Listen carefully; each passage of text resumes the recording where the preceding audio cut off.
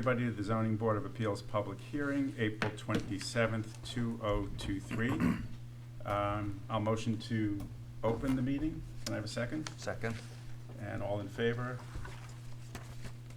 In attendance in person, we have board members Luke Farron and Joyce Giffra, and via Zoom, we have board members Julia McCormick and Susan Stevenson.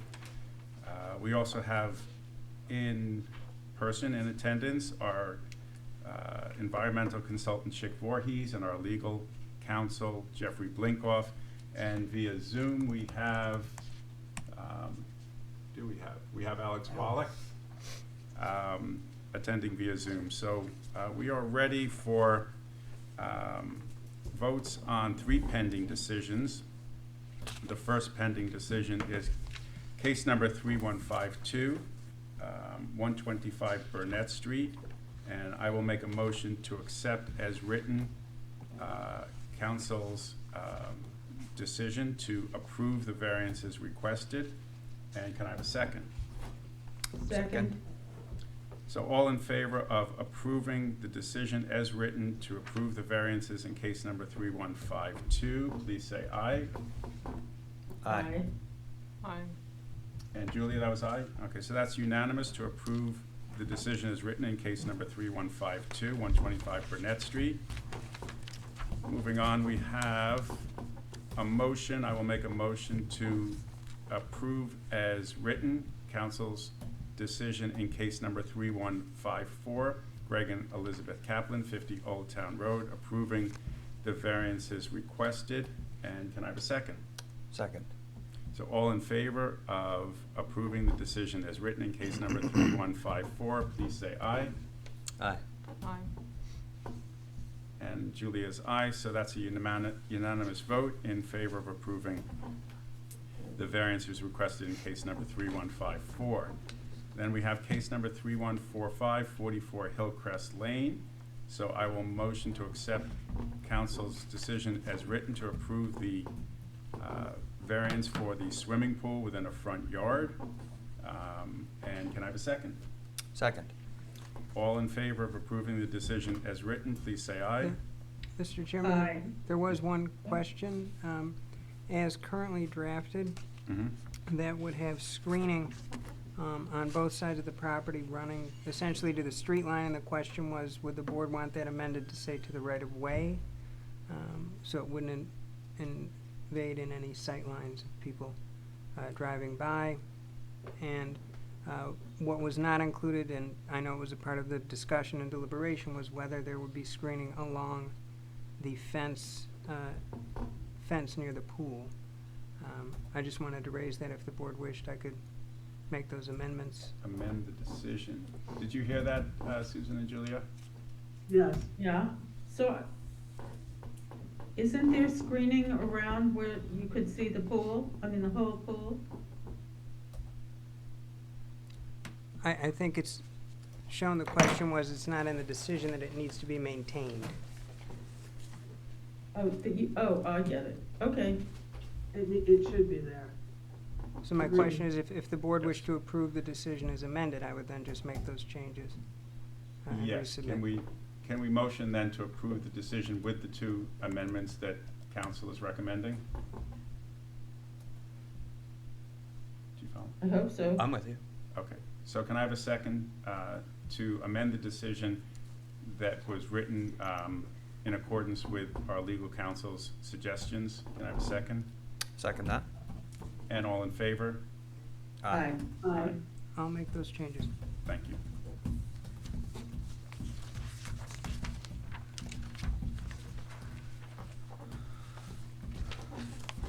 With respect to case number 3144, Stephen Hickey, 1377 Meadow Lane, I will motion to accept the applicant's request to adjourn the hearing until our last meeting in June 2023. Do we need to specify the date, or can we? I would suggest doing that to the extent that they had already noticed, then they would not need to renotice. So let me just check the, it'll be June this 22nd. June 22nd. Second motion to accept the applicant's request in case number 3144 to adjourn the public hearing until Thursday, June 22nd. Can I have a second? Second. And all in favor of accepting the applicant's request to adjourn the public hearing until June 22nd, please say aye. Aye. Aye. Aye. So that's unanimous. We can move on to, Bless you. God bless you. Case number 3153, Smithtown Partners. Is the applicant here? Do they want to present?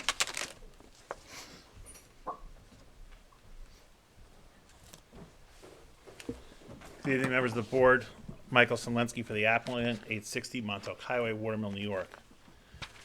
Good evening. At this time, we don't have anything further for the record, so we'd actually ask the record be closed, and we asked for the board to make a determination. That's it for you? Yep.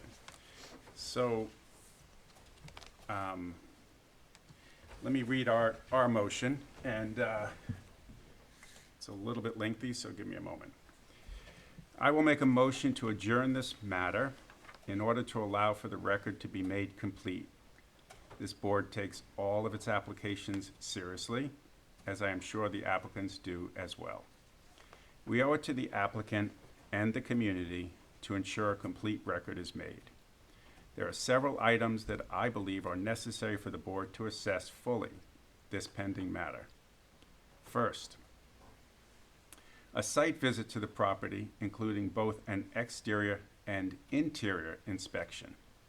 I note that in the application, the owner authorization / endorsement allows this. It provides consent to inspection of the property by village employees and authorized village representatives to review the pending application for a variance. A particular reason for the inspection here stems from the board's statutory obligation to consider the following from section 7-712B of the village law: whether the benefit sought by the applicant can be achieved by some method feasible for the applicant to pursue other than an area variance, and also from the board's further statutory obligation, if a variance is granted, to grant the minimum variance necessary to meet the benefits sought while protecting the character of the neighborhood. In order for this board to fully address the question of feasibility, the board, I believe, needs to see the inside of the structure. It should be noted that the applicant's testimony offers alternate interior locations that may be feasible. Second, although the board has received copies of prior variance determinations related to the property, the applicant has not confirmed and provided, along with the application, a complete list of each.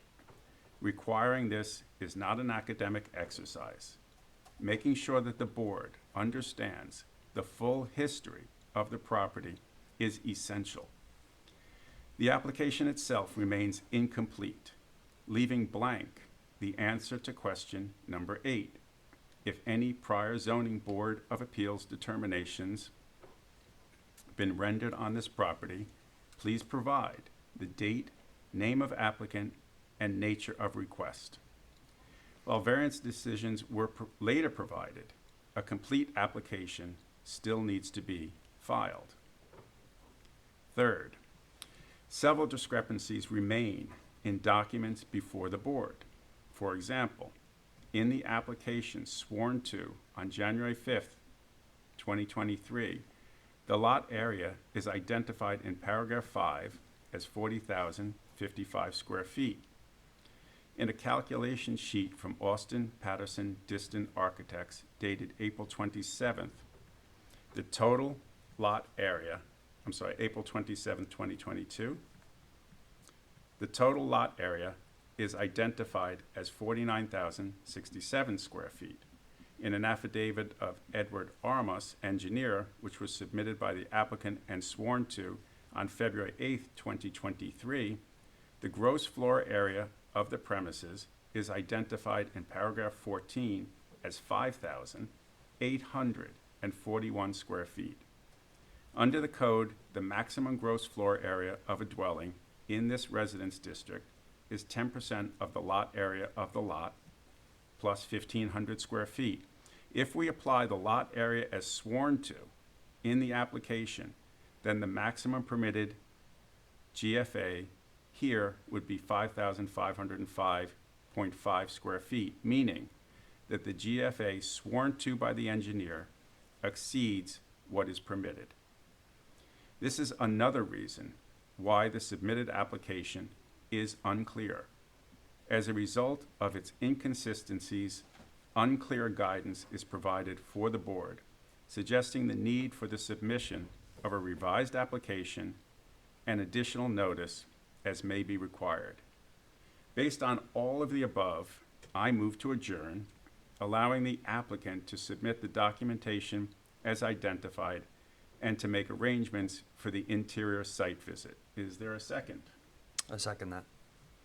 So can we vote on this motion? Can we say, can we ask all in favor of approving the motion? Please say aye. Can I actually have an opportunity to speak on the motion? It's up to the chairman. Sure. I wouldn't want to prevent you from speaking.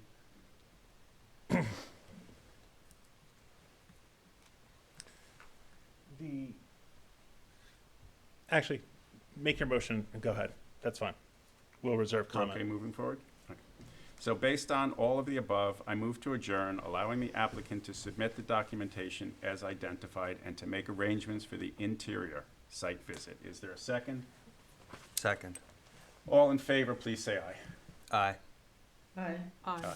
So that motion carries unanimously, What date and is that adjourned to?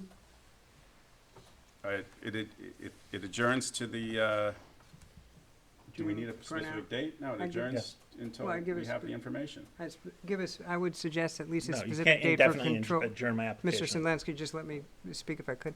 I'd suggest at least a date for control purposes so that we can monitor. So perhaps What would you suggest? the last one was adjourned to the second date in June, so perhaps that date. I'd request the next available You want meeting the of next? board. I don't think that's enough time. It's not realistic. Okay, so We're then, we're looking for, probably an updated survey. so You're looking for a site visit that everybody has to the first be in July? available for. There won't be a site visit, an interior site visit. So, Okay. So why don't we, so, let's put that on the record. You're saying on behalf of the owner of the property or, yes, there will Yeah. not be an interior site visit. We've offered alternatives to that through council. You can speak to your council about that, but there will not be an interior site visit. What you're seeing in the application is what's known as an exaction. Under the Sokoloff case in the second department, you have no right to ask for that or require it of the applicant. The question was what date, perhaps the first meeting in July? what does the board think about when we should adjourn? Just to give the applicant a reasonable amount of time to clarify. I think the late June date is probably, why can't we just do that? And if that doesn't work, then it'll have to be adjourned again, I guess. I don't know what's gonna So happen. June- I don't June understand. 22nd. Okay, we why don't we can't. do that then? That's fine with me. There's Um, no my objection. I Understood. request the next meeting. Understood. So what's the date in June? The 22nd. Thank you. Okay, so we are adjourning until June 22nd. Is that okay? Do I have to redo the motion or? No, and I just, Mr. Sendlin, just to be, are you available June 22nd? What's that? Is your calendar on the 22nd you're available? I'm available, yes. Thank Can I you. ask a question, Mark? If course. we, The We matter's have- already been adjourned, correct? Well, but I wanted to check we your have date. been saying there's not going to be a site visit. Right. You laid out a site visit as part of what this board will require to make Right. a good decision. Yes. Let's vote on the application. Well, I mean, there's other information that might satisfy the board members, so why don't we? Well, we See need an what else. updated survey, and we also need clarification on the square footage issues, right? Yeah. Yeah, I mean, are you? Got it.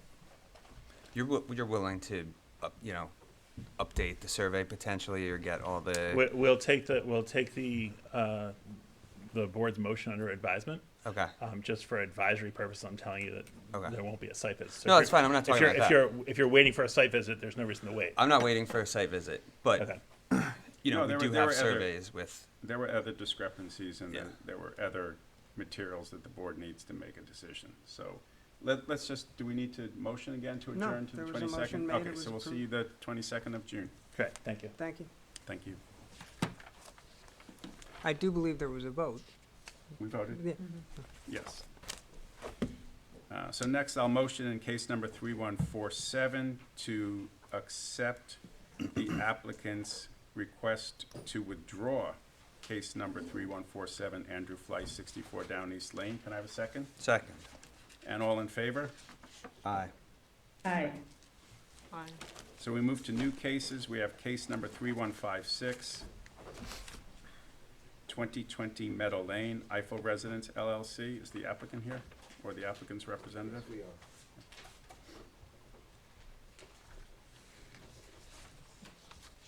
Jeff, do you get the affidavits? Remind me of the case. Oh, do I get, sure. I misunderstood your question. Thanks so much. So these are both? You just gave me your agenda.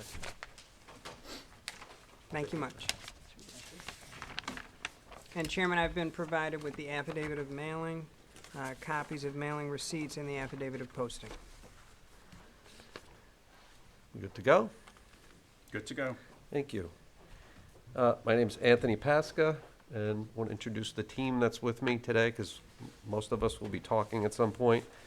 As I said, I'm the attorney, and Beth Baldwin is also with me. I'm as counsel for the applicant. CMX Sammy, the architect, is here, and we'll be talking quite a bit about the building changes. And Sabrina Kelly and Mike Shiano are here from InterScience. They will be talking about the natural resources portion of the application. Excuse me 1 second, Sage, I do need you to let somebody in from InterScience, I'm assuming that's with this case, they're That- being That's ended just up? to screen share. That's for screen sharing purposes. Okay. Who's the other counsel? Beth Baldwin. But are they with, also She's with with my your firm? office, Okay. yes. And I thought if we could, just sort of put up, if we can do a screen share and put up the first page, Sabrina, might be an easy way to give you, what I'd like to do is give you a little overview of the application and then turn it over to CMAC to talk about the house design, turn it over to Mike to talk about the natural resources portion of it, and then we can wrap up and talk about the variances at the end. So we have actually been working on this project for, I don't know, over a year, trying to come up with a project that all of us felt comfortable bringing to this board, knowing the types of concerns that you have relating to natural resources review and variance review. And we've kind of finally gotten to the point where we feel like we have a viable project to share with you. So I want to just give you a quick overview of the property. It's 2020 Meadow Lane. I don't know if any of you have been there. It's almost a 5-acre parcel from Meadow Lane down to the ocean. And the current house has 7,500 square feet of GFA. The main goal of this project is to do renovations to the house to pick up about an additional 2,648 square feet of GFA, and to sort of do so in a way that utilizes the existing footprint as much as possible so that we can sort of do a more efficient design of what's there. We have sort of two main areas that we're dealing with. One is that we have the wetlands to the northwest and northeast of the property. That's creating our natural resources setbacks and jurisdiction on the front portion of this site. And then, of course, we have the Dollar Line dune crest relief relating to the southern portion of the site. The existing house is set back 42, I think it's 42 point something feet from the Dollar Line, and that's a pre-existing condition. And so what we've what we tried to do as far as project goals was to achieve the additional living space that the client wanted, and also redesign the house in a way that sort of tightened things up. And what we thought, since we were asking for relief relating to the dollar line, was that we wanted to make sure of two things. One was to hold the line and not get in any point anywhere closer to the dollar line than the 42-foot setback that currently exists. But the second thing we wanted to do is that for purposes of, we are adding, some portions of it we're adding to, we wanted to make sure that we were reducing at least as much coverage within the dollar setback. And what we were able to end up coming up with is that we've actually reduced the amount of coverage within the dollar line nonconformity by 291 square feet. So it was sort of meant to be, we recognize that we're asking for a variance on the ocean side, but we wanted to make sure that anything we were asking for, we're trying to make up for, and then some in some other way. And so that's part of why it's taken about a year to get here with the team, was to come up with this design. But I think we're there. Mike's also going to talk to you about the fact that we do need relief because of the driveway. What we're doing is taking the impervious driveway, trying to make a loop driveway, but making it an impervious driveway. And Mike will also talk about the sanitary system. And I think at that point, I know you guys are going to have questions, but I'm going to let CMAC talk about the house and show you the specific changes that we're proposing on the backside of the house first. But anytime you guys want to ask a question, just feel free to interrupt us. Cool, Okay? thank you. Good evening, board members. CMX Sami, architect. I'm going to walk you through a series of slides just to give you a bit of context of what the existing conditions are. This is a aerial view of the house from Meadow Lane, looking at the front yard of the house, which is the north side of the house. The house originally was built in early 80s, 1982. It was added on to about a decade later in the 1990s. And then also again in 2000, further additions was made to this house. What you see here, the bulk of the roof line centered on the building is what's existing. And the addition to the right, which is an open porch right now, was added on in 2000. In the front of the house, the entrance, contrary to architectonics of classical architecture and what's designed here, is not centered on the house. It's to the left of it, to the left of those three arches, with the designated with the big wide arch. We are proposing minimal changes on this side of the building, and I'll walk you through that. Primarily, we're eliminating that front entry and that extension of the front entry and the steps, and reverting back to the original center of the building as the entrance to the building. On either side of that, we're putting very shallow bay windows, and again, I'll walk you through the proposed drawings. And then, as you can see in this photo on the right-hand side, where it's a screened area at the ground level, that's going to be converted into garage, and the covered porch above is going to be enclosed as part of the GFA. Let's move on.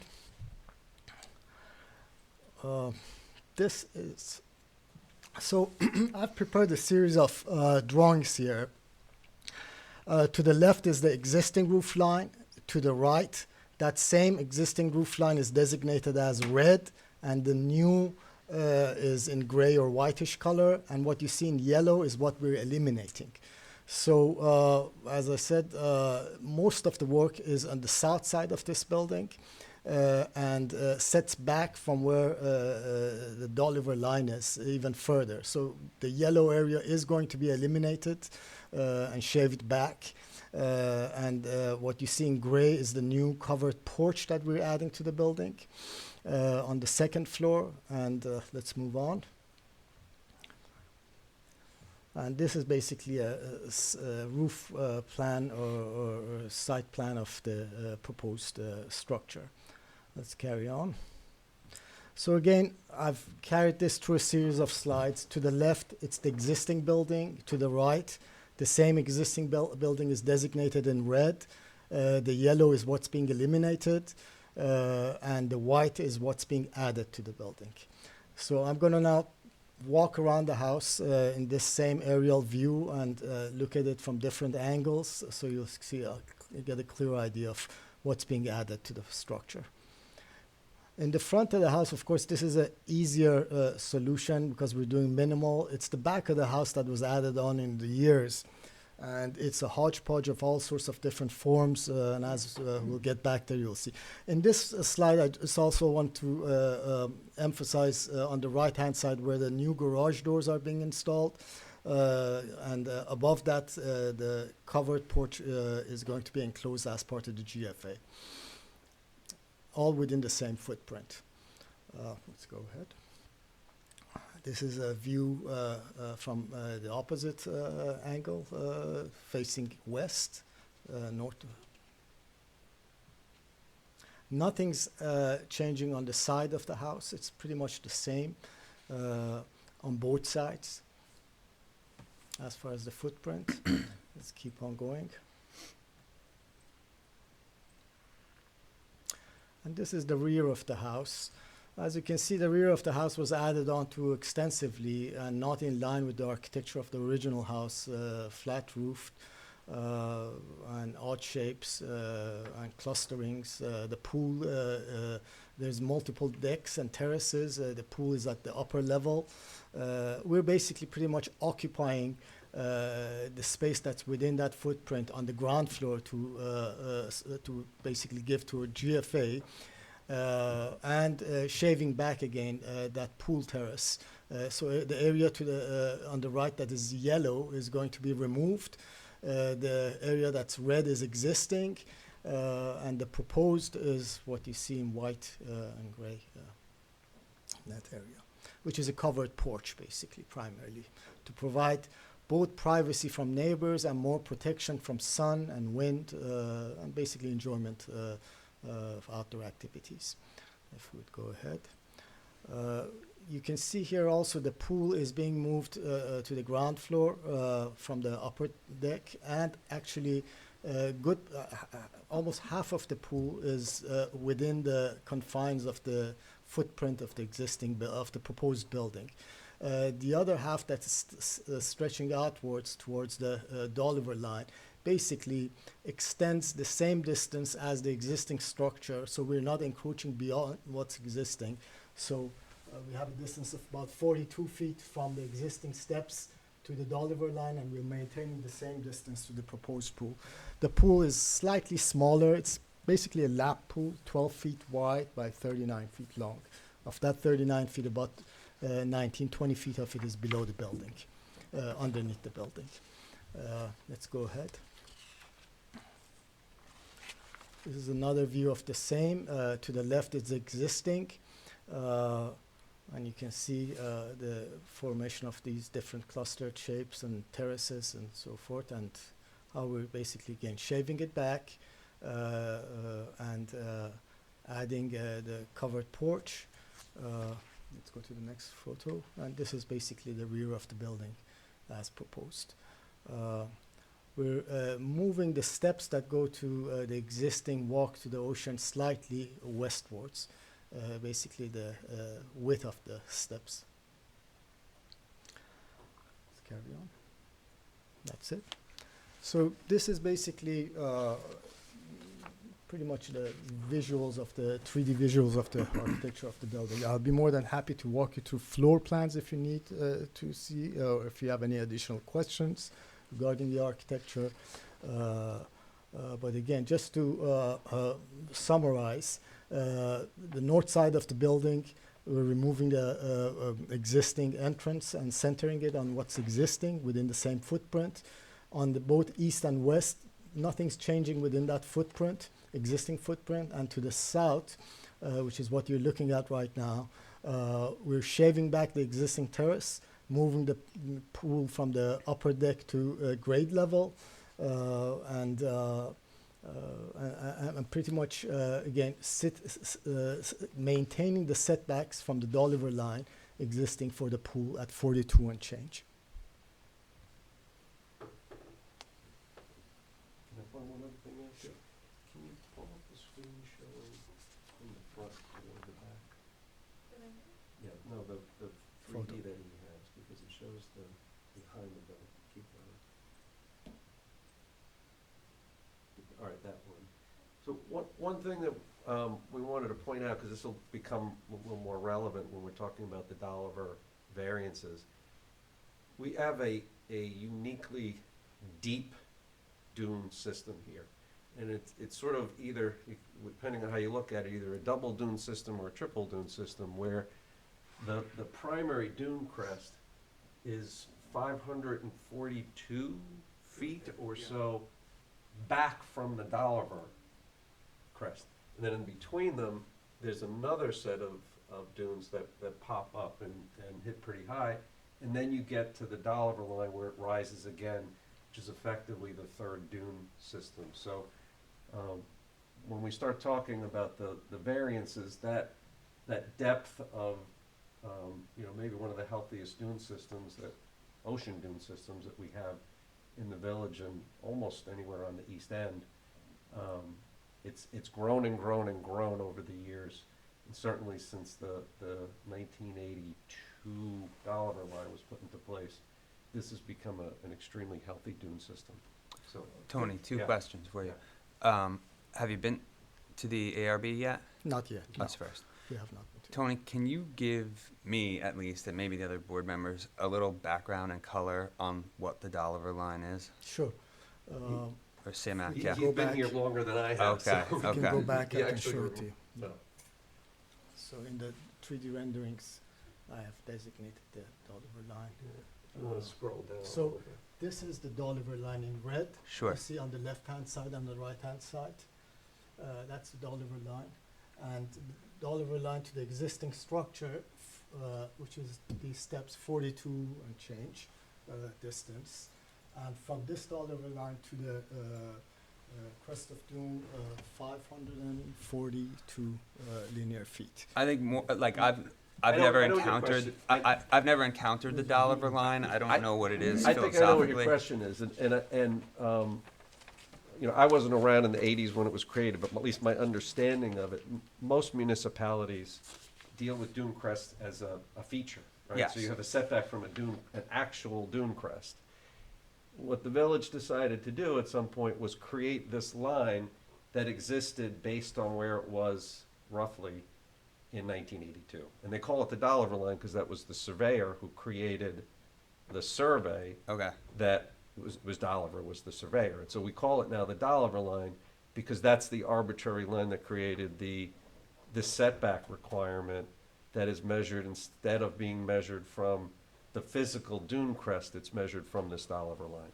So if we were, for instance, in Southampton town and Squires and Holden went down to survey top of dune, which dune crest would they mark on their survey? The one furthest from the house or the one closest to the house? Probably, I don't want to guess whether the third system would be considered a dune crest. That Sure. I'm not sure but certainly the middle one would, in most municipalities, I believe, be considered the dune crest because it's the secondary dune crest. I understand. In this case, we may yeah. have a third, Why but I don't Why know. don't you look at it, let's look at it relative to the other houses.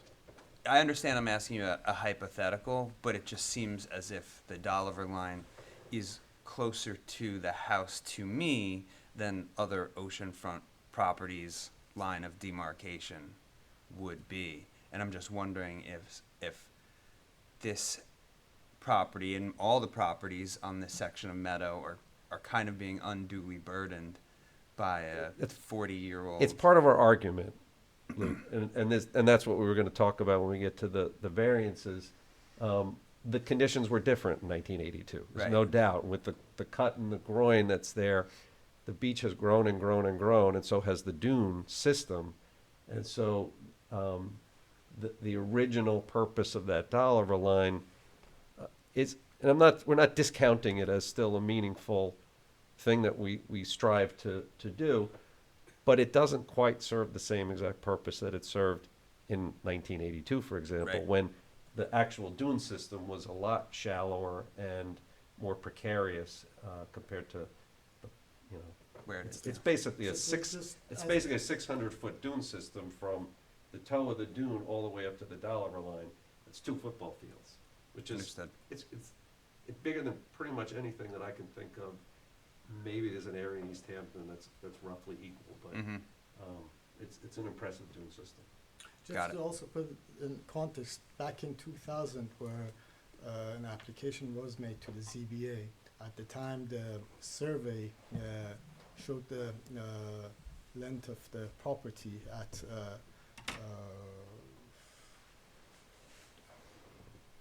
It's 200 feet less. 200 feet less than today. Mm-hmm.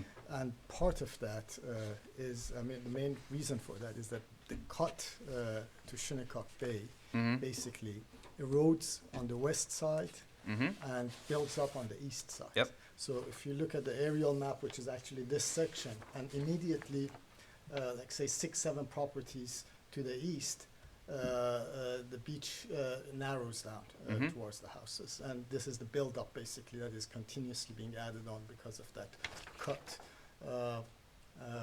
I remember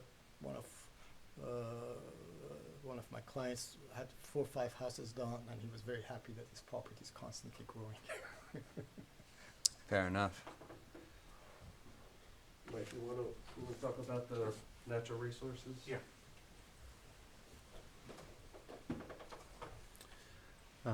Mike Shion from InterScience. So while we are proposing a larger house, from a wetlands and environmental standpoint, we believe that our project will result in a net positive impact because of the mitigation measures that we kind of incorporated into this proposal. Probably the largest thing is that we did try and keep within the footprint of existing structures. While there is a slight increase in total lot coverage on the side of on the landward side of the Dolliver line, we do all that expansion will be greater than 150 feet from wetlands. I mean, you'll note that there's wetlands on both to the north west and the northeast, so we're kind of squished between the Dolliver line and the wetlands. But we still wanted to maintain the setbacks to the wetlands in every way that we could. So we've maintained that setback. The expansion of the house is within the footprint of the existing decking without going outside of that. And in order to offset the additional total lot coverage, we have added stormwater drainage where there's no drainage on the site right now. In addition to, since we're increasing we are increasing the kind of the use of the house by increasing the number of bedrooms from 7 to 11 as the health department would calculate them. We are upgrading the system from a standard system to an innovative alternative low nitrogen system. This was really tricky. I kind of want to shake Bob Smith's hand for being able to do this, but he was able to maintain the 146-foot wetland setback that is existing with the proposed. It did get a little bit closer to the one to the northeast, but the existing setback for the northwest and the way that the setbacks work is that it's just kind of the minimum setback that we have. So we're not getting any closer than what the existing system is. And we also get the benefits of having a low nitrogen system. And while we are proposing to expand the driveway on the eastern side, you'll note that the number one, that is a pervious gravel driveway, so it will help to still attenuate stormwater runoff from that. But also to the east of the eastern neighbor, those wetlands are separated by their driveway. So while we are getting closer to the wetlands technically, there is a physical separation between the two. So it is not like that what we are doing is creating habitat segmentation from an environmental standpoint, because that already kind of has happened based on the development for the neighboring property. And the driveway on the west side, we are increasing the setback slightly by 2 feet, but we are also converting the portions of all of the existing driveway that is currently impervious. We're converting it to pervious, which will help to increase stormwater capacity for the driveway and decrease stormwater runoff, which is a nice environmental benefit also. The driveway gate is going to be, so we also had to worry about wetlands on the north side of Meadow Lane, but the driveway gate is about 6 feet farther from those wetlands than the existing driveway gate is. The pedestrian gate is at the same setback as the existing fence that is there is, and we just have a pedestrian walk that I don't think is, because there's a separation between, with Meadow Lane there, I don't think that that is really going to cause any significant impact. But we did have to request a variance because it's still, I mean, it as part of the natural resources permit, because it is within the 150-foot setback and it's still considered fill and clearing within that. So altogether, I think that with the items that we have added to this, oh, and we are also removing an existing deer fence that is kind of runs along the property and around the property, so we'll be removing that. And this plan that we submitted last week, we just wanted to make sure that it was clear of the 6 items that we wanted to kind of highlight the benefits of this application from an environmental standpoint. So that was the purpose of submitting this document. So with that, I think that with these factors, we are either maintaining or increasing wetland setbacks, and we believe that because of that, a wetlands permit should be issued.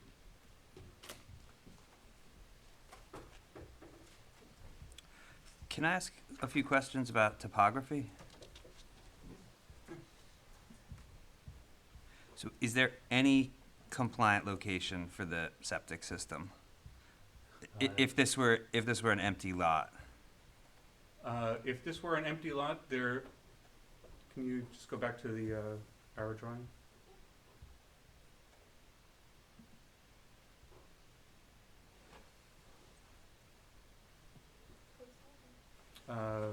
So it looks like that the only place that would be compliant is a little triangle. You see where it says the word house? Yep. There. Yes. Okay. Because we have to worry about the 100-foot Oliver Dunecrest setback and the 200-foot wetland setback. Okay. So essentially, there is no room for a system that would be required for a house of this size. Or any house, unless you were building from fresh. But even so, I don't think that you would be able to fit a septic system in there, because you still have to maintain separation from groundwater. So it's not like you could put like a 16-foot deep leaching pool or something like that. Is that all going to be proposed to be underneath the driveway? The majority of it is, yes. Yeah. So that will be a covenanted condition? Yes, it would be required by the health department. And we also, I believe, made sure that the setback that we are measuring from, Sabrina, correct me if I'm wrong on this, but I believe that we're actually measuring to the future expansion pools. Sure. But I believe that the health department will actually require that we put those in, because they're under the driveway. Okay. And they'll just be capped in the event that they ever have to be expanded to. Are you doing anything funky topography-wise to keep the sanitary system away from the groundwater? There's no like odd rise or retaining There's no walls around significant there? fill or retaining wall. We knew that that was a very kind of sensitive issue. So there, yeah, I believe that is, yes. There was a previous iteration where they showed a retaining wall, and we said no. And we asked them to revise it so that we maintained, there is some grading in order to make sure that the grading on top of the system is flat enough, because there's a certain amount of slope that has to go around and away, but it doesn't actually add fill or raise the grade significantly where we needed a retaining wall. What's the grade change from the street to, say, the septic system? I can't really make it out on the topo lines. It looks like that the street's at elevation 5, and around the house is elevation 10 and 11, Okay. which you can see that the existing is around the same elevation around the perimeter of the house. Right, so that 14.27 elevation of the house, that's up the stairs, and that's the existing sort of main floor. Correct. Understood. Okay.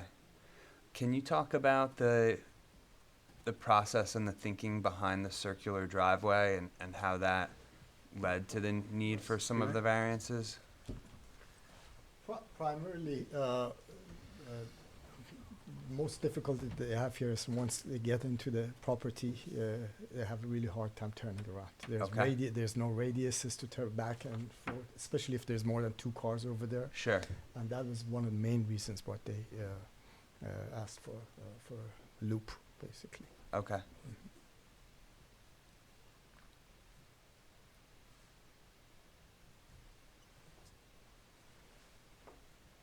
Do any of the board members have questions? I have a question for Chick. I don't understand why all of these different years of wetlands lines are on this map, and what its significance is that we're looking at 10 years, 7 years apart. I'm not sure what that's meant to tell me. I'm also curious about the role that Chick would advise us about the importance of the Dollar line, because we've certainly seen many other properties that are oceanfront, waterfront, crest of dune, coastal erosion line, but like Luke, this is the first time I'm hearing this expression of the Dollar line, and it's, I'm trying to take in, there's clearly information here for a reason, and I'm trying to understand what those reasons are for this particular plan. Like why all these different years matter, and why this Dollar line is so significant on this property. Can you help us out Yeah, there? can you answer that about the different dates on the wetland setbacks and why we haven't heard? I think they like me to go to the podium, just for clarity and for the record. Good afternoon, Chick Voorhees, on behalf of the ZBA. And appreciate the presentation. I think it was thorough and very informative. So Julie's question is certainly one that I had just looking at the plan right off the bat. There are 3 different wetland delineations that are shown. The one to the east dates back to 2013. The one to the west dates back to 2018. NPV, I personally did the one to the east. InterScience did the one to the west. And more recently, in May of 2021, InterScience delineated the wetlands on the north side of Meadow Lane.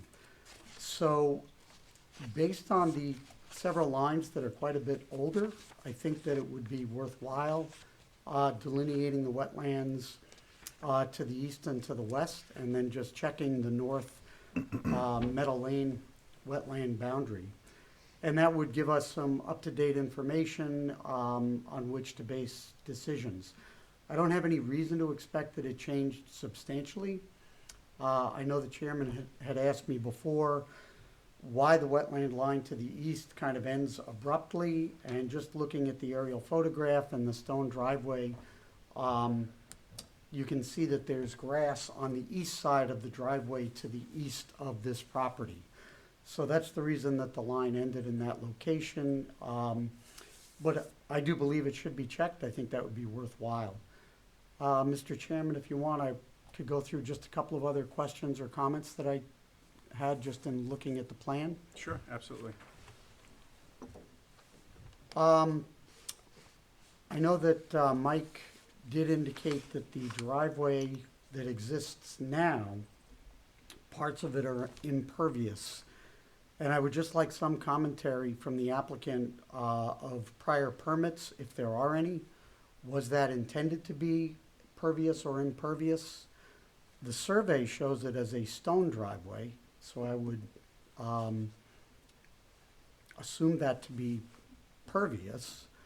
And again, I just want to make sure that the benefit that's being referenced in the inner science narrative is accurate based on the original permits for that driveway and its existing condition. The east driveway, the proposed driveway extension, I understand the logistical reasons for it, the functional reasons for it, but it is completely within the 125-foot, maybe not completely, but a good portion of it is within the 125-foot landscape setback, as well as the 150-foot structure setback. And while there is a driveway to the east that separates it, putting another driveway in there, just in my opinion, is not really the best use of land adjoining wetlands when it's within the 125-foot landscape setback. We've looked at that pretty seriously in the past. There is a tennis court already that is existing, so there are already encroachments into that area. And, you know, part of the purpose of it is to provide buffering from wetlands, provide habitat, reduce compaction of soils, not generate additional runoff from the compacted soils, even though it may be a proposed pervious driveway. So I would just have concerns about that. I didn't see a landscape plan or anything that would look to offset or further buffer or improve buffers. It's just an additional driveway that's near wetlands, and I generally don't think that's a great idea. I think Mike had made some reference to roof drainage, and I'm just having trouble seeing it on the plan. But if that's proposed as a mitigation measure, I just want to see what areas of the roof are being drained or having additional drainage put in, and would ask about existing drainage for existing roof areas. I haven't inspected the property yet. I suppose I will if we do the additional wetland delineation through an application to the building department. But I would just ask if there is any runoff. It looks like a grass court to me, but I'm not sure what its surface is. It is within the wetland setback, and I would just ask the applicant to comment if there's any runoff coming off of that tennis court that could be further controlled. There are profiles based on the test borings for the sanitary system, but I was just curious, and it's probably easy to answer, what the depth of the pool is, the proposed pool, and will it intersect groundwater? And then finally, I do agree with the commentary from Mike about the sanitary system. It's kind of a trade-off. There's an existing sanitary system that is within the typical setbacks that we look for, but the new system has similar setbacks, and it is upgraded to an innovative alternative sanitary system. So I'm in agreement that that's good, acceptable, and really the best that could be done. So those are my comments at this time, and I thank you. Chick, Thanks, Jake. could I follow up? Of And course. ask a follow-up question about the Dolliver line? What is Oh, that? yes. Yeah, I don't go back to the 80s with the village either. We have seen this come up, and I think that, you know, Tony Pasca's points, at least in my mind, from an environmental standpoint, rung true with me, that this is a very wide beach area. I agree there's probably 3 different dune systems. The crest of the dune is shown on the plan from April 22nd, 2021. It's a very high dune, it's 20 feet. So just from purely an environmental standpoint, in my mind, the Dolliver line has somewhat minimal significance on this property. I don't want to minimize it, but I do feel that the applicant looked to reduce the coverage that's within the setback area for the Dolliver line, as was explained in the opening remarks. And just from a practical standpoint, you've got substantial dunes, substantial protection, 3 different dune systems, and I don't see any environmental impacts. And I'll just note that they are north of the coastal erosion hazard line, which this board has dealt with before. And, you know, we really look at that very closely. So the fact that they're even set back from that and reducing the coverage within the setback of the Dolliver line, I think is very, in my mind, it's on point. Could I help answer the question? Mm-hmm. Sure. Sure, I just wanted to clarify, what our code says about the tidal floodplain overlay district, which creates the Dolliver line, it acknowledges that the crest of dune is indefinite and difficult, if not impossible to ascertain, and that's what the quote said. The code says it in quotes. And so they created this, used this 1982 Dolliver Associates survey to identify that. Alex, And could if you it's do, helpful, I can Alex, show historic aerials to the board. yeah, could you do this for us? We're on the same page. Could you show us other houses in the neighborhood and how they relate to the Dolliver line? I'd like to see an overview of the neighborhood. Sure, I I can think show an aerial. Sabrina from the- is sharing now, but you had an aerial before. Yeah. Is that what you're looking for? Well, that's 3 houses. I'm trying to get a little bit broader, but that helps. That's one, at least that gives us Yeah. some perspective. So Either Alex or I can share Well, GIS data that we could yeah, go back well- in time. as long as we have that, could we just zoom in? Could we show it juxtaposed with the house next door? Does the house next door comply with the Dolliver line? Neither of them do. The house to the, yeah, that one. Either house on the east or the west comply. I'm sorry, we can't hear. Neither of them, neither of them. The house to the west is farther to the south and therefore closer to the Dolliver line. And the Yeah. house to the east looks like it has perhaps a similar or maybe a slightly greater setback from the Dolliver line. But we don't have that overlay of the Dolliver line on Yeah, the, we don't know where on the the plan. Dolliver line is running.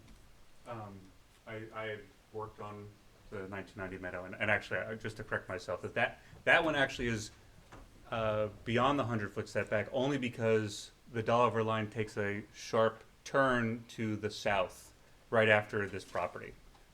So I mean, we could submit the survey for the that property if it would help the board, but I know that the Dolliver line did take a kind of a turn, similar to the way that the coastal erosion hazard line kind of moves based on where the dune crest was. It did actually take a turn at this property. So even though they look as if they're on the same level, the Dolliver line was not. Just to quickly comment on the Dolliver line too, I believe that the Dolliver line was created slightly before the coastal erosion hazard line was. And you'll actually see on the survey that they're almost coincident. So so Dolliver Associates was pretty on the money with that because they followed what the New York State DEC did when they created the coastal erosion hazard line. However, the DEC acknowledged that every 10 years they're supposed to, they don't, but they're supposed to revisit the coastal erosion hazard line every 10 years to determine whether there's been changes one way or the other. So say that in areas of Bridgehampton, possibly it would get closer to the road. However, in this case, because of the groin, it would possibly have gotten farther away from the road. So just to Luke's question from before, maybe if someone was to revisit it, it might be more based in reality. But I just wanted to give that kind of background to it also. The house was built in 1982? And what year was the line put into? 82? Yeah. So did this house require a variance right from the start? It The house snuck in preceded before. it, The yeah. house came in before. So the house, when built, was compliant to the current zoning. Okay. Well, there are additions afterwards. though. Sure, yeah, And no, I there saw are it, zoning so- decisions in the file that Yes. talk about, exceptions. But I think, I guess, going back to your point, Julia, which is, we have not heard very many cases. I mean, I've been on the board for a while. with respect to variances for setbacks from the Dolliver line. So I guess my question, and perhaps Julia's question, I think that's where you're going, is why? You know, so that's why I'm asking what it looks like along the ocean front. Is this an aberration, or, you know, is this some, you know, why haven't we seen variance requests like this before? Fundamentally, I think what led me to the question was the Dolliver line, the coastal erosion hazard line synonyms for each other? And I'm understanding that they're not, but the fact that there are so many dates on the surveys, I think is confusing. And the totality of what's being asked for in this particular application with 11 variance requests is significant. And many of the requests are significant. So trying to put that in a context which the presentation was very effective, but there's a lot to consider here. And I was just trying to weed out some of the terms. Susan, do you have any questions?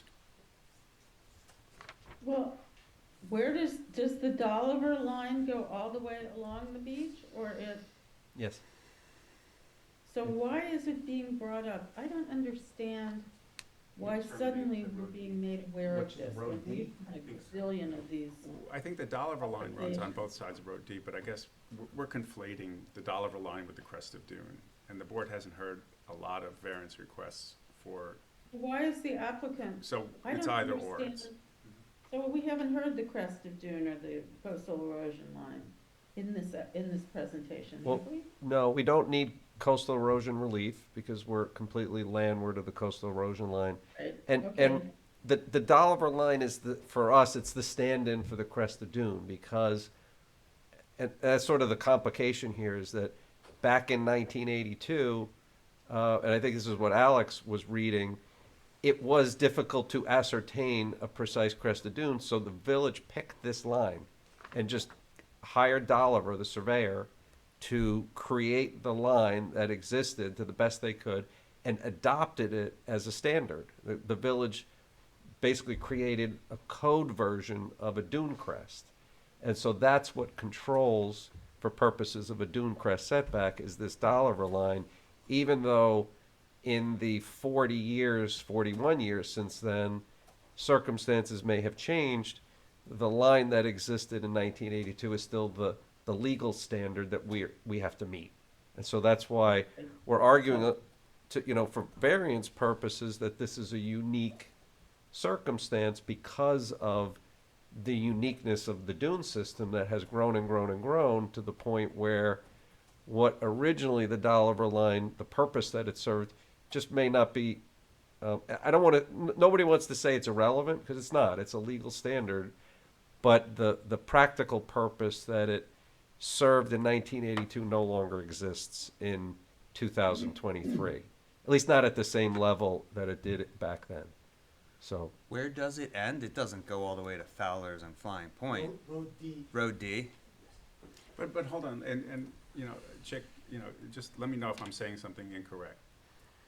It's the crest of Dune line. We're calling it the Dolliver line here because perhaps there was a moment in time when it was difficult to survey the crest of Dune.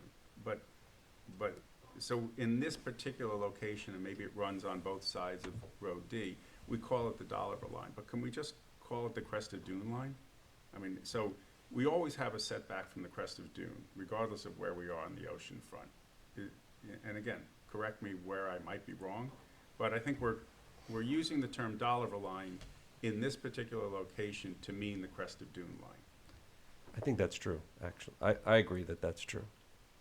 There is a crest of Dune shown on the survey, Right. Much further away. which is the southernmost major dune feature. I guess that goes to my question of where would they plot the crest of Dune? Were they going to do that? And Well, it yeah. is already here. Well, that's what I'm not quite sure is because of the triple system, exactly which crest of Dune. Right. If you picked the seawardmost crest of Dune, we're almost 2 football fields away. If you pick the middle one, we're way over 100 Oh, I see. feet. Probably 1 football field away. Right. And so the only reason that we're before you is that the dune crest Oliver / Oliver line is what controls for our case, and that's Right. 42 point something feet away Right, from the southernmost point of the house, so. right, right. And to be clear, that's how we've described the application. It's the crest of dune line as defined by Doppler, Right. which may not be in fact, every crest of dune that's shown on the survey. So Alex, how would we get at what is the dune crest, the true dune crest for this property, given that there's potentially 3? We rely on an actual survey of the property, which is what we have here. And so the surveyor calls it, quite far away from the house. And substantially distant from the Dolliver line. Right? Well, that's what I'm trying to Yeah, figure out. that's why we raised that point, is that from the purely physical feature of this is that it's 542 feet away from the Dolliver line. So we're 42 feet from the Dolliver line, add another 542 feet to the primary crest of dune, we're at 2 football fields away from Sure. the actual I understand. primary dune. I understand you, and I think that's a good point. Alex, can you show us a broader perspective of the shoreline there and, how the houses are set back from either the Dolliver line or the crest of dune? Sure, if you take this down, I can share my screen. I can show you an aerial. I don't know if it's going to show all of those features you described. But just for reference, if you can see my screen, this is an aerial from the town of Southampton from 1984, from approximately when that line was established. You can see this line kind of indicates the end of the vegetation as compared to an aerial taken in 2022. There's always going to be some margin of error when you're comparing aerials, but you can see how the beach has grown in that time. And if I zoom out, you should be able to see the approximate location of the houses along this stretch of meadow. Alex, can you zoom out just a bit more so we see the context of the growth of the beach to the east of the canal? You can see how the beach widens and the erosion on the west side that's feeding that growth. And basically a quarter to the right of this photo, you can see the beach narrows down to what you usually Okay, deal with. Alex, what I'm trying to see on this map is what is the line of houses along the ocean front? Are most of them set back further? Is this,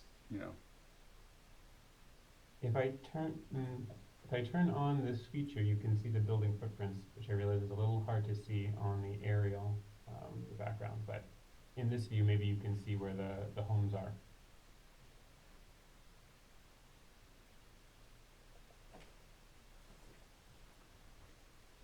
Yeah, can you turn on the You wanna coast get erosion into a hazard line situation layer? Because around our property, that will give you an indication as to where the Dolliver Dune crest is.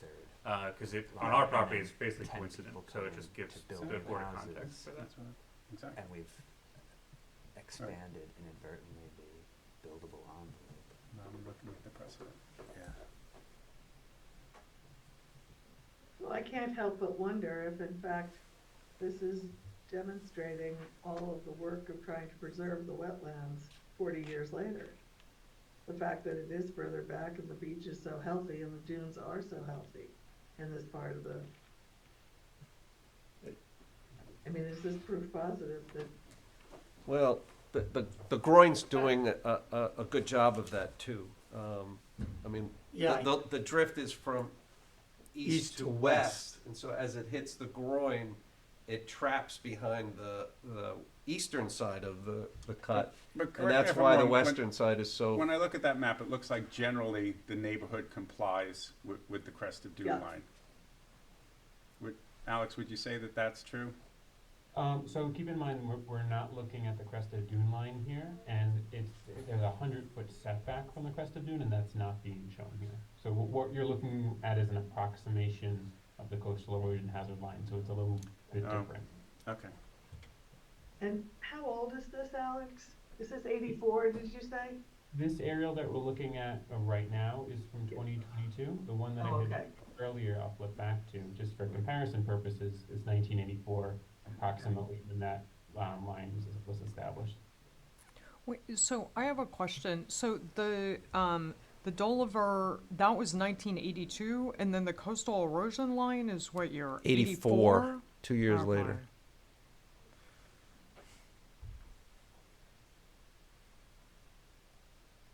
It's an example of the village being ahead of the state on this type of protection.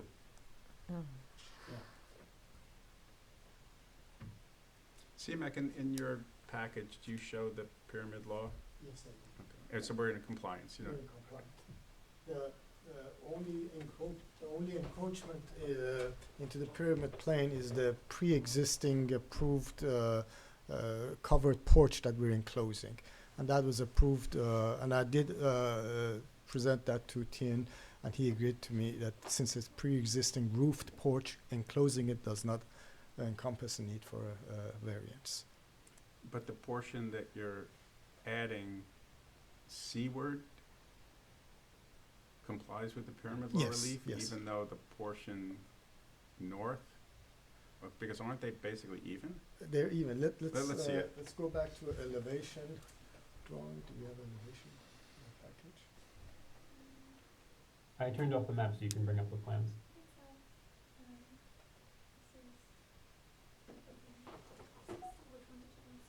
The south elevation.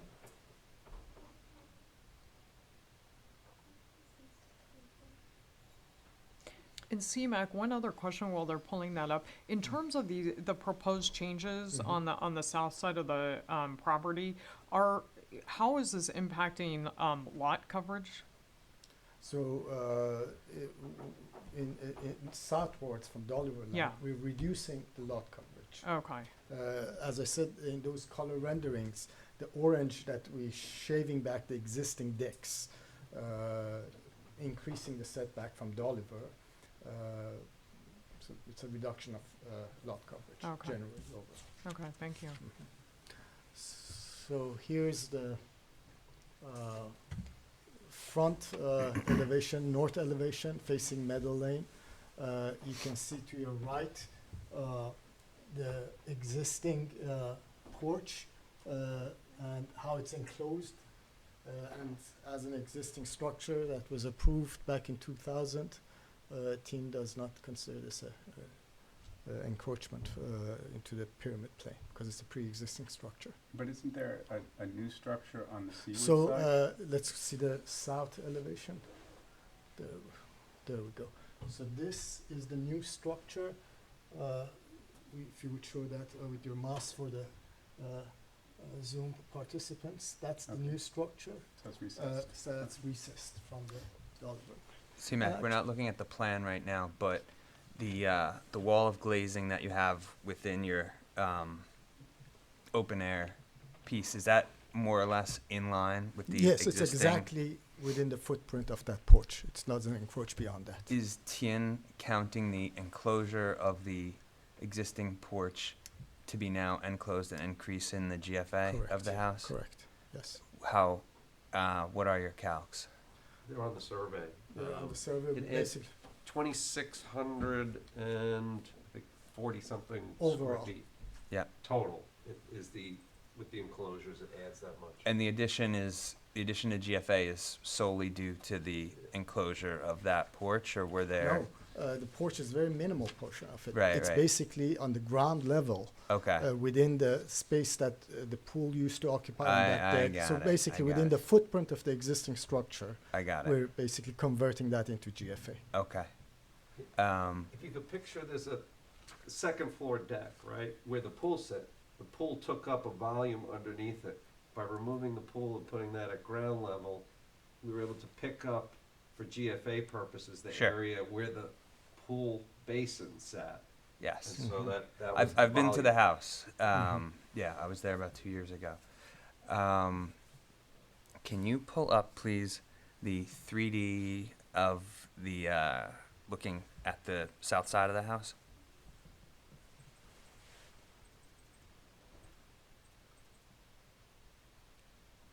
Yeah, that's the one. So, if in the future that area got enclosed, That area being where? that area being that area, but Mhm. also I'm more talking about on the upper level. Mhm. Yes, would that put you over your allowable GFA? Most probably it would, yes, Yeah. yes. I understand it's a design element that's interesting to have the pool bisect the patio like that, but could you reduce the variance request by rotating the pool 90 degrees? So, originally, I did have the pool facing east-west. Yeah. But it would be closer to the Dolliver line in that scenario. Basically, this is only a 12-foot width on this pool. Sure. So there's not much, and as I said, half of this pool in this photo perspective doesn't quite show it, but half of this pool is within the confines of that existing lot coverage. If we were to turn this pool basically in the front, that's what you're asking? Well, I guess, yeah, so you would increase the edge distance from the Dolliver line, but you would be also increasing the amount of pool that is Correct. closer to Correct. So we wanted closer to to the line. minimize our impact in relationship to Dolliver line. So first of all, we kept that setback as what the existing setback is, which is 42 feet. So from the edge of the pool to Dolliver line is the same setback that the existing structure has. And it's only a 12-foot width versus a 39-foot length. Got it.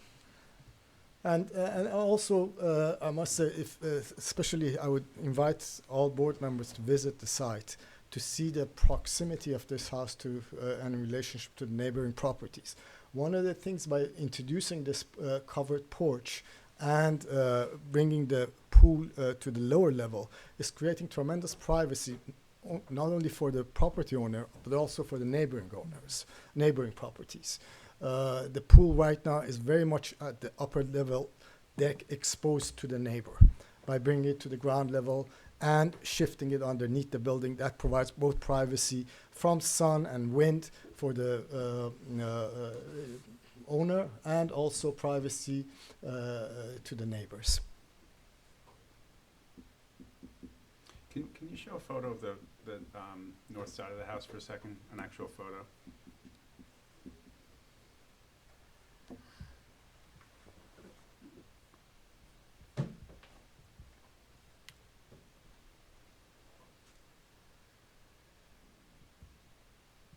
I guess the question I have is, considering the proximity to the wetlands, was there ever a determination by any regulatory board that there should be a buffer? I'm talking about in any prior determinations, there's basically no buffer between the wetlands and whatever's going on this property. The original house was constructed in 1982, as we said, and then the tennis court followed immediately after that in 1983. So, and when both of those structures were, and actually in 1982, in June, the property owner at the time received a DEC letter of non-jurisdiction. So the DEC was not taking jurisdiction from the wetlands to the north east, or from the ocean, obviously. And it wasn't until 1998, when 1990 Meadow, when the house was first built there, the original house, that the DEC started to take jurisdiction from the wetlands to the northeast. And that's when the village became aware of those wetlands there. There was a lot of actually back and forth there, because at first they were trying to like build a bridge over the wetlands, and that got rejected by the DEC. So the wetlands both to the northeast and to the northwest on this property were not, the village hadn't flagged them, or they weren't aware of them until probably the late 1990s. And most of the work that was done on the property had already been completed by that time. Because of that, then no buffers had been required as part of any of those previous approvals. C-Mac, you said that they have trouble turning around on the driveway. I don't know, it seems like a fairly large parking court, and that island around there kind of guides you toward a turnaround, no?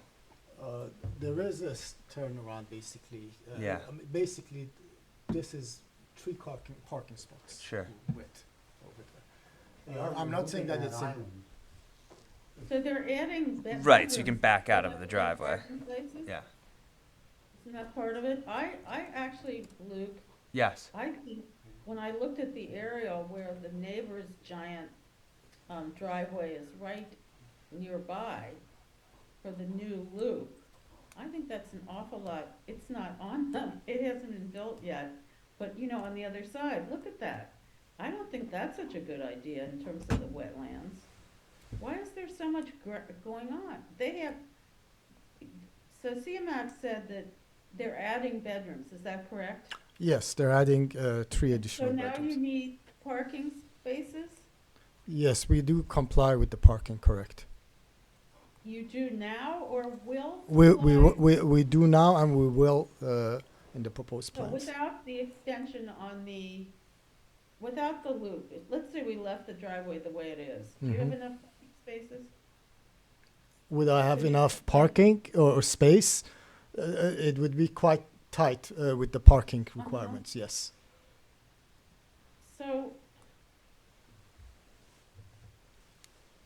So how is that working? Is that what could you park on this, on the on the driveway? Is that the idea? I don't understand. No, it's not wide enough for parking along the length of the driveway. Basically, primarily the parking is in close proximity to the north side of the building. Right. But when you add bedrooms, don't you have to accommodate the parking spaces or not? Yes, we do, and we do. We have accommodated that. Have you shown a drawing that showing? I have Therefore, not you shown it can't- in this drawing. No, I can. You can't back up.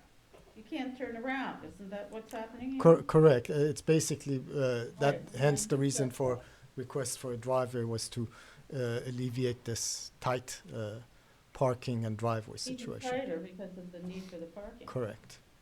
So, but if I, in my imagination, draw in the other end side of the loop, and then look up and down at the other houses, it seems like this is an extraordinarily big driveway because of the turnaround. I don't know.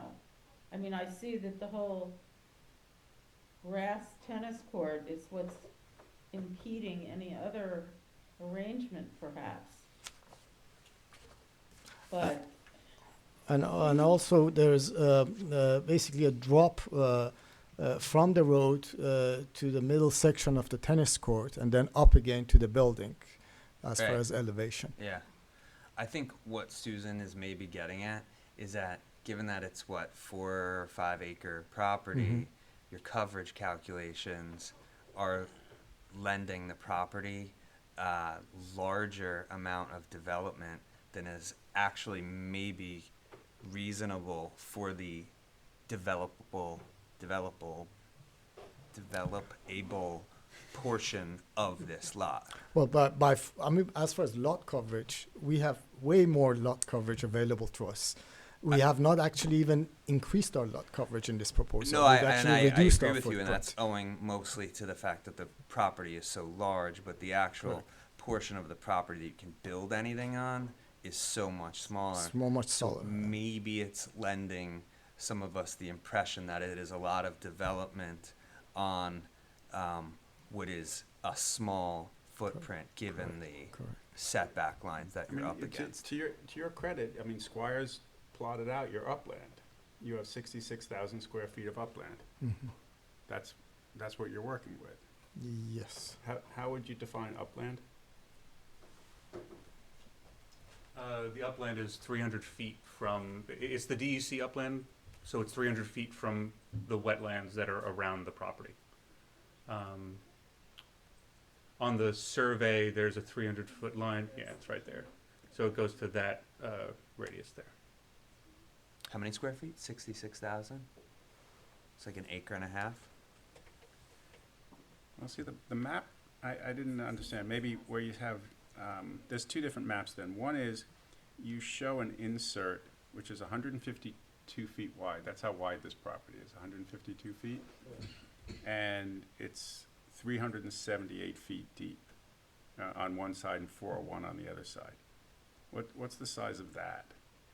Roughly 140, let's give it 400 times, that's about 60,000 square feet. For where, I apologize. So, Mark, where yeah, were you mentioning? have the insert on the survey. It looks like if you work, you don't have a building envelope to the south of the dollar line. Correct. So in one sense, and you had a different definition. So this is about 60,000 square feet of building area.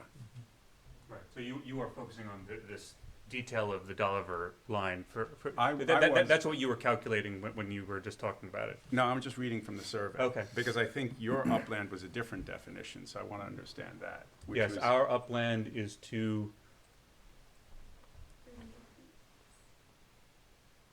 so that's 300 feet from the wetlands, which is the DEC's adjacent area.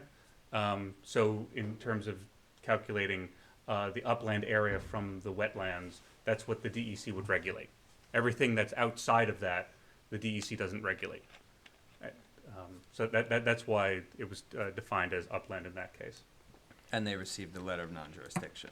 They had received a letter of non-jurisdiction in 1982. We've since had to submit a new application for this because now the DEC regulates the wetlands to the northeast. Okay. So that application is currently pending.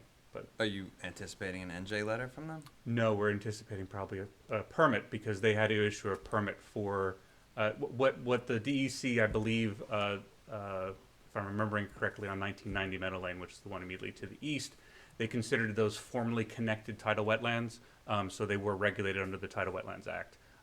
So their setback for structures is only 75 feet and then 100 feet for the septic system, but they do have a limit on the amount of impervious coverage, which is one of the reasons why we were also proposing to reduce to change the driveway all to pervious in order to comply with that requirement. But I'm sorry, Mark, does that answer No, your question? no, so Susan, we didn't mean to interrupt you, Susan, so go ahead with your questions. No, it's mostly looking at what we're looking at right now. That there's a lot going on. Well, there was an aerial where they showed the other houses nearby where there wasn't so much driveway. I don't know how you view a grass court, yeah, there we go. See what I mean? If you added the loop, you've got an awful lot of driveway going along on this one property, as opposed to the neighbors, which I don't know what to think of that as of yet, but it definitely is not the same. And there's also a lot going on the north side of the house. There's a tennis court, now we got a big driveway. The parking court is not getting bigger or is getting bigger? No, the parking court's staying the same size. So there's just not a lot. I wonder, question for CMAC and Tony, is there a world in which maybe the tennis court is abandoned in favor of native revegetation and really brings that north side of the property back to a natural state? It's a question that can go to the client. Might help me Mm-hmm. get my head around the amount of driveway. Well, it No, is a grass tennis court, it is, but, and in maintaining that, is there? It's not a grass tennis court, actually. It's a artificial hard turf. turf? Yeah, it's an Okay. artificial turf on sand, and I'm not sure exactly what's underneath that. Most probably paved hard So is through. is that impervious? That's impervious, if I'm not. Yeah, okay. Yes. I Is mean, that tennis like- courts do have drainage capacity, but it's impervious surface. Sure, yeah, the big Okay. drain Correct, around the whole yes. thing. Yeah, it's included in the law.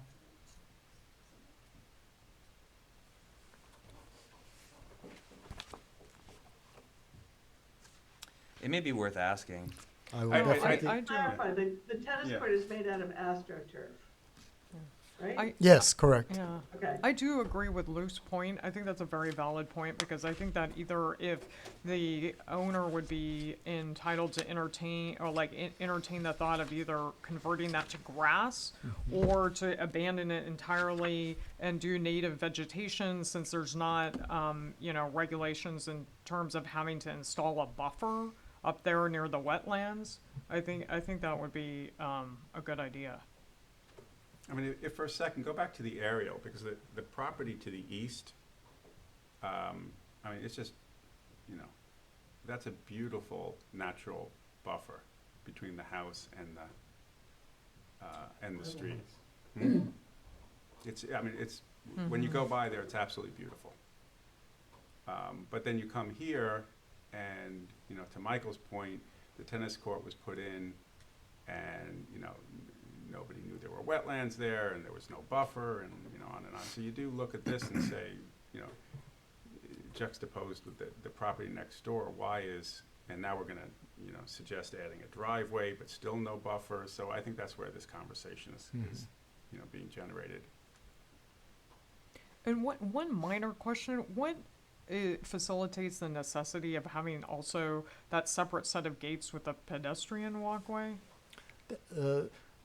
By the way, you presented that as a proposed walkway. That's an existing walkway. I didn't present it. No, Is that that's an existing Walkway? pedestrian Okay. walk gate. It says proposed on the survey. Yeah, It that's did, what I was- well, I will verify that for the Okay. board for the next meeting. Is the gate permitted, or did it Yeah, not require permitting at the time At the it was time, it did installed? not require permitting at the time of installation. And we're basically changing its orientation to parallel the street. Do we know when the Rather gate was put in? Is there- you- I'm not off the top of my head, I'll verify Alex, that. if you could figure out when the gate was put in, and also if you could just work with the applicant and show us the compliance with parking and how they're complying with parking, because is it 10, they're gonna need 10 spots? What the village may define parking requirements And- differently than, Yeah, I don't know how Yeah, they're the gonna, health right. But it department would be defines helpful to have bedrooms.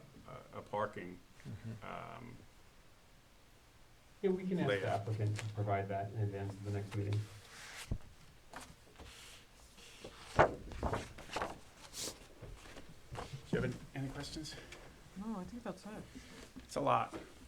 Thank you, it's great. I didn't mean to Thank interrupt you. you, but, we're- yeah. Well, The- there's a lot to consume here. All the SketchUps were very helpful. That's Is that- why you drew that? No? That's why when we were trying to walk ourselves through this Yeah. presentation, we said, the best way. No, very, understand very this. helpful in The color blocking understanding is what it great. is Yes, you're yes. asking for. Thank you. With all the different levels, it was Yeah. hard for the project team to kind of get our head around where everything was and seeing that. No, good presentation Thank you. all around. Thank you. I agree, it was very helpful, all the visual parts. Okay, so for now, let's motion to adjourn for all purposes. Yeah, a couple Oh, questions. wait, we need just to ask, and I need to see if there's anybody in In the terms audience of that like needs a to- lot of Chick's wants to. comments that we need to address with him, we'll be able to deal with Chick directly on some of those, because like, for example, trying to figure out the wetlands on the adjacent properties, that's not always so easy, because we can't just trespass onto their property to do a new flagging, so can we, have some leeway to talk to Chick about coming up with the best way to comply with his questions, Always, yes. okay?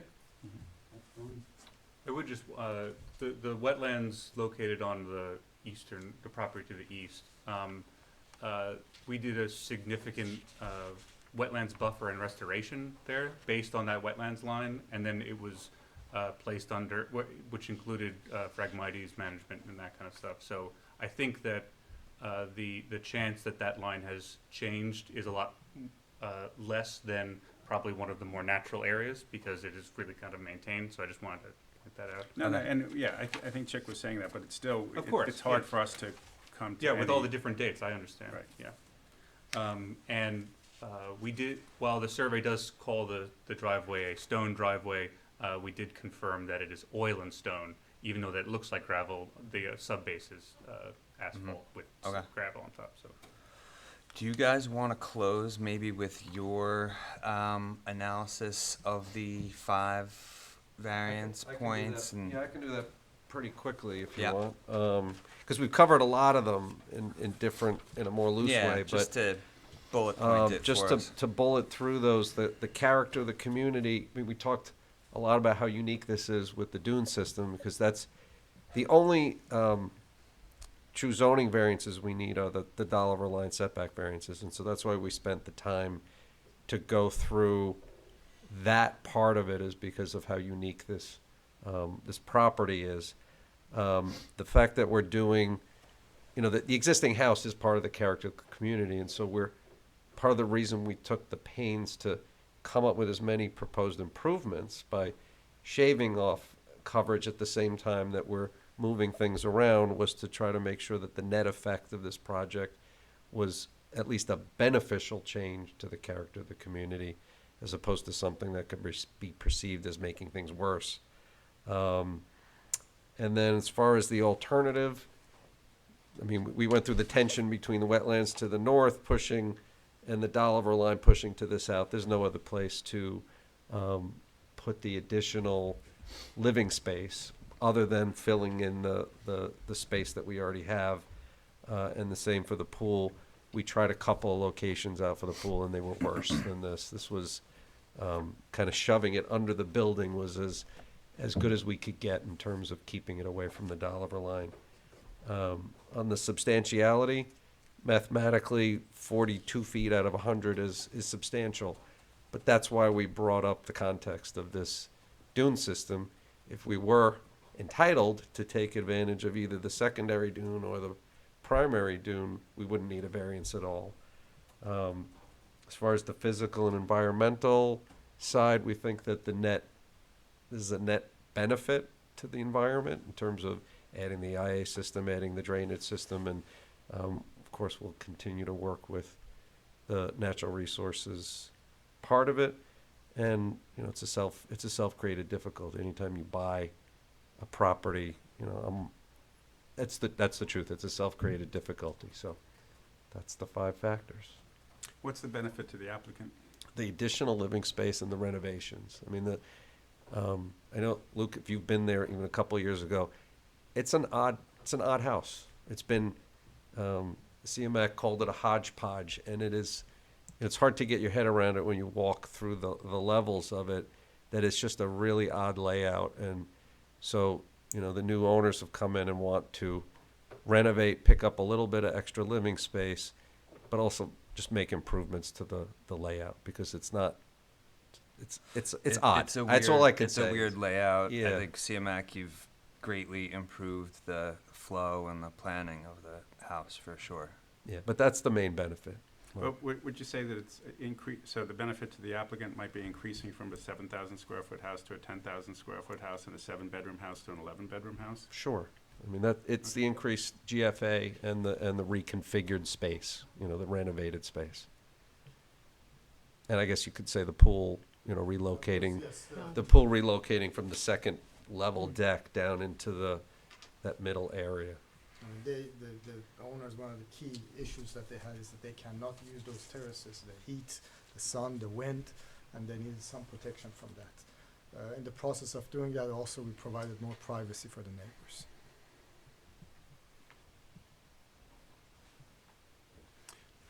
Neighbors? Does anybody Comments? from the neighborhood or the public wish to speak to this application?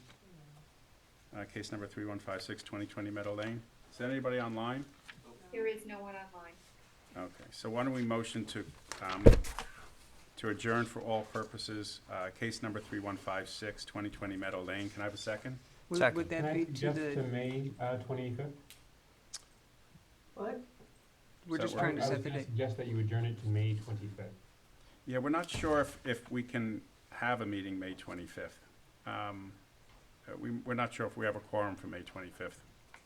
So can we say for right now, and we'll notify the applicant Sure. to the next public hearing? That's fine. Is that date available to you, May 25? Yeah, we'll be here. Okay, so I'll motion to adjourn to the next public hearing of the Zoning Board of Appeals. Can I have a second? Second. And all in favor? Aye. Aye. Okay, so that's unanimous, and the next hearing on our agenda is case number 3157, 131 Flying Point Road, but did you want to speak to it not being noticed I do, properly? yes, and I see that Ms. Anderson is here as well as Mr. Wallach.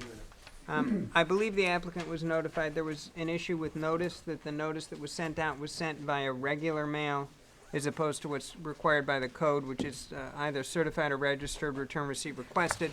So the applicant was advised that they would need to be renoticed, and I would just ask that the matter be carried over for new notice. And I believe that Mr. Wallach, you sent an email to the applicant about that earlier today? Yes, I did let them know.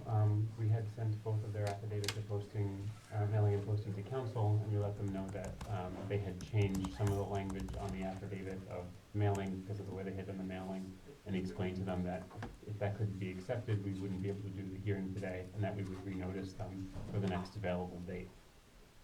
So I would suggest that this matter be adjourned over to the next available, please. Would that be May 25th still, or is that? We're not sure. It will be May 25th because we don't have enough time for anything soon. Right, let's say for the next available meeting, because we're not sure if we have May 25th. Okay, and Quorum. we don't need to set a specific date because they have to do new notice anyway. So, given that, if we don't set a date tonight, it doesn't change anything. They still have to do the new notice. Okay, so I'll motion to adjourn to, what do we say? It's not really an adjournment because it's not open. Well, it was placed on the calendar. We'll postpone it. for Postponed to renotice. the next Okay, available. so I'll motion to postpone case number 3157, 131 Flying Point Road to the next public hearing of the Zoning Board of Appeals. Can I have a second? Second. Second. And then all in favor? Aye. Aye. Aye. And We're then gonna discuss, excuse me, when the next meeting is? Well, we have one more hearing on the agenda. I'm gonna, Just Bless you. asking. we will though. Yes, at the end. I'll motion to accept the applicant's request for adjournment in case number 3158, 1430 Meadow Lane, to the next public hearing of the Zoning Board of Appeals. Can I have a second? Second. Second? And then all in favor? Aye. Aye. That would, if we don't set a date, that would need to be renoticed for, Not, 1430 was properly noticed, wasn't it? right, but if we adjourn it without date, there would need to be new notice that they would do, so if we set a date, they don't have to renotice. Okay, so I'll motion to adjourn case number 3158, 1430 Meadow Lane to May 25th, 2023. Second. Second, and then all in favor? Aye. Aye. Okay, thank you. Should we talk about, does it matter if it's on Maybe we public record, how we can set our next meeting? Because Yeah, We- we I was, should have- I was can't told be- it should be public. That, Yeah, we this should have it on the conversation. public record, sure. Yeah, I cannot make it on May 25th. I can do any other Thursday or any other Tuesday that month, but the 25th is out for me. So that's the Thursday of Memorial Day weekend, I believe, is that right? Correct. So my experience with these things is that the applicants can't make it either, but I'll be here, so other people should discuss it. I do think that it's probably dicey.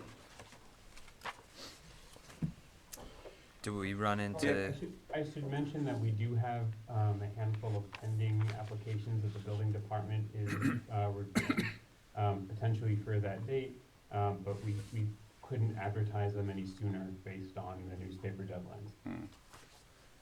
is May In 9th going to be a meeting, Tuesday, May 9th? So, May 9th, there were no new applications noticed for that, we didn't receive any, and Okay. no applications have been adjourned to that date. So I was going to suggest that the board may skip that, because I don't think there would be anything on the agenda. So then the next time is the Thursday, the, whatever it is. The It's- 25th. The 25th. And so, how many people are not gonna be available? Luke's I- not I- available, I'm- so I'm the you only would, one, I you think. would need to appear in person. Or we can move it to, or we can, skip May and move it to June. I don't know what to say. I mean, I would love to Don't not worry, miss a Luke. meeting. You know, But I don't- if you can't, you can't, just, Yeah. mine is more of a personal reason why I can't do it. Right, which I'm with you, Susan, if I don't want to inconvenience everybody, but if we could punt it till June, that, I would prefer that, not that, you Would know. that be okay, Jeffrey, if our next meeting was June 12th? When would the first one in June be? June 12th. June 12th. It's a Monday. I 13. It is a Monday, can't even do though, it? yeah, 13th, I think it yeah, I The looked 12th is a on. Monday, Chair. So it'd be 13. It would Okay. be June 13th. I hear you. No, on the agenda, it says June 12th is a Tuesday, but I Oh. think Sorry you're about that, that may correct. be a typo. So it'd be Tuesday, June 13th would be our next meeting. Is that okay with everybody? It's fine. Okay, so do we need to, Well, we put some over to the 25th, but I think, That's okay. But- We but don't need to have them all on the same day, do we? no, but what I was No. going to suggest is that if, I can reach out to council who just left thinking one was the 25th, so we can let them know Oh, it'll I be know the which one 12th. you're talking about, okay. But And- you have to know in order for it to be advertised, right, Alex? But we're still on the public record, so just so the record's clear, is the board then going, to the extent that other cases tonight were scheduled for the 25th of May, I would just ask if there could be a motion that they be reset for June Tuesday, 13th. Tuesday, June 13th, yes. And I'll follow up with Mr. Wallach and Ms. Anderson. We'll make sure that the people who were here know, but anybody else, the record was still open. Okay, so I'll motion that any cases tonight that were postponed until May 25th, we will amend so that they are postponed until Tuesday, June 13th, our next zoning board of appeals public hearing. Can I have a second? Second. And all in favor? Aye. Aye. What I'd also suggest is the board think about, under the normal timeline, there would be a meeting on June 22nd. That's less than a week for applicants to turn around plans from the 13th, and I know there's a federal holiday in between. So something to think about if that's going to be the only meeting in June. So are we being moved into a once-a-month meeting schedule? It's fine if we are, but let's just talk about it. Because I think it'll make it easier for everybody. Is that what we're being pushed into? Because it was twice, and now we're heading into our third month. That'll almost go to a fourth. Is that where we're going? Based upon our current, caseload, Julie, and how much time is required for applicants to respond to document requests and revisions that are requested by the board, it seems to be working a little bit more efficiently to have it once a month. I don't know if that's always gonna be the case, though. Yeah, it just so happened recently, based on the flow of applications, there's been deadlines we've had in the building department where we haven't received cases, and then we received more cases later in the month, so it's worked out that way. Okay, it's just, I'm saving the 2 evenings a month, and I wanna make sure that I know what I'm getting into and how much time I'm setting aside. Well, and there was, It's just I wanna keep it on hold and keep it through the summer months, that's fine. there was one Is matter. this happening to anyone else, any other boards? No, the boards are very different from one another. The ARB is a little bit more consistent with their cases. The planning board similarly has had very low caseload and often has gone down to 1 meeting a month based on what their agenda looked like. So it's a workflow issue that's causing it, because I had the impression that it wasn't that in the beginning, but rather a timing issue. But I think, Alex, your question now is whether or not we should be canceling the June 22nd meeting, it being only 9 days No. after the June 13th meeting. Is that what you were asking? Yeah, that's what I was suggesting. That's the fourth Thursday, so there would normally be a meeting that day, but if there's gonna be a meeting on the 13th, it doesn't make sense to have another meeting that day.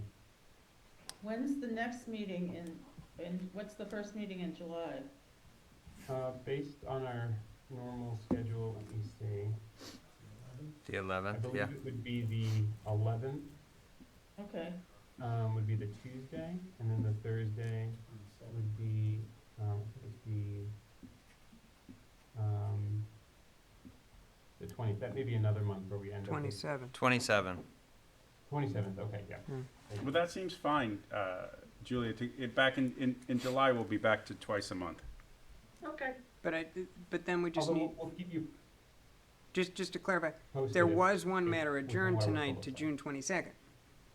Correct, That was 40 Meadow. correct.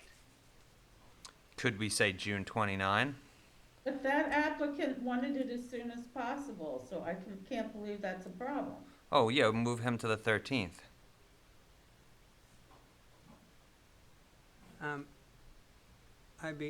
I can certainly Wanna notify make sure the council. record's You can offer him either the 13th or July 11th, whichever one he wants. Okay, I'll reach out to council.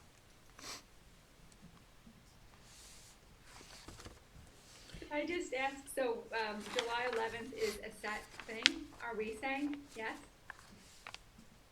A I set think meeting? so. Yes, okay. July 11th is on.